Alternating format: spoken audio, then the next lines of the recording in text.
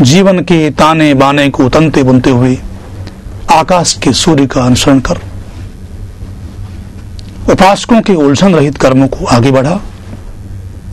बुद्धिमानों द्वारा बनाए हुए प्रकाशमान रास्तों की तो रक्षा कर, मनुष्य बन और मनुष्य बनकर आगे आने वाले संतान को दिव्य गुणों से युक्त बना। मनुष्य बनना साधारण घटना नहीं है। दो पैर वाला होने से या दो हाथों वाला होने से ही कोई मनुष्य नहीं बन जाता।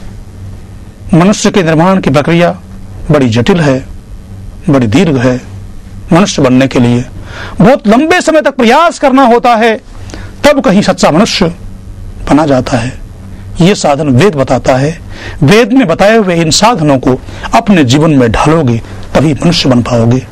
समश्रुतेन गमेमहि मा श्रुतेन विराधिषि। वेद मंत्र उपदेश ये भी करता है कि मनुष्य अपने जीवन में जो कुछ तुम अच्छा सुनते हो, अच्छा पढ़ते हो, उसको अपने जीवन में धारण करो। केवल पढ़ते हो, केवल सुनते हो, केवल उच्चारण करते हो तो वेद मंत्रों का उच्चारण कितना भी करते जाना, यदि वेद मंत्रों के भाव को अपने जीवन में ढालोगे नहीं, वेद मंत्रों के बताए हुए ज्ञान को अपने जीवन में आचरण नहीं करोगे तो उस ज्ञान का कोई लाभ नहीं है। वेद कहता है स्थाणु रयम भार हारो। बड़ी कठोर बात कहता है वेद। वेद ने जिस शब्द का प्रयोग किया है उस शब्द का हम प्रयोग नहीं करते। वेद कहता है कि वो एक भार ढोने वाला पशु है।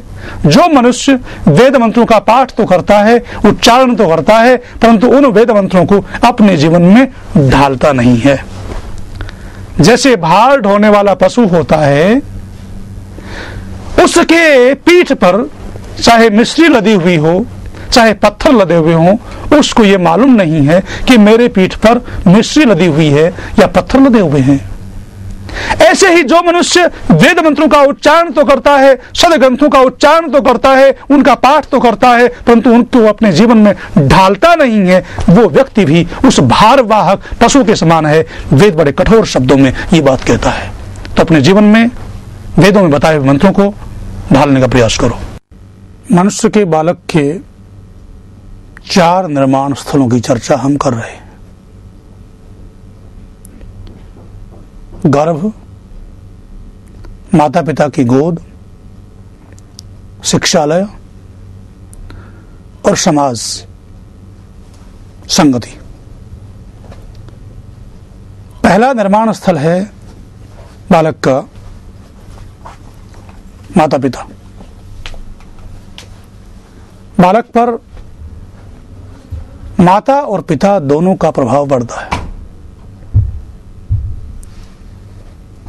ब्राह्मण ग्रंथों में कहा जाता है कि मातृमान, पितृमान, आचार्यवान पुरुषो वेदा।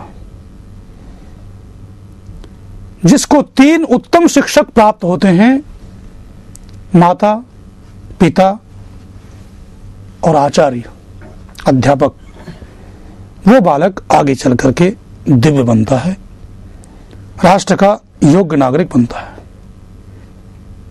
दोनों का प्रभाव, माता का भी, पिता का भी, और उसके बाद आचार्य का भी प्रभाव बालक पर पड़ता है।